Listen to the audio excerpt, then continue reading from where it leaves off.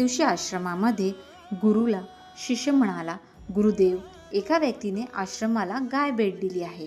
गुरु म्हणाले, बरं झालं, दूध पियायला मिळेल. एका आठवड्यानंतर शिष्याने गुरुला सांगितले, ज्याने गाय दिली होती ती व्यक्ती आपली गाय परत घेऊन गेला. गुरु म्हणाले, बरं झाले, शेण उचलण्याचा त्रास वाचला.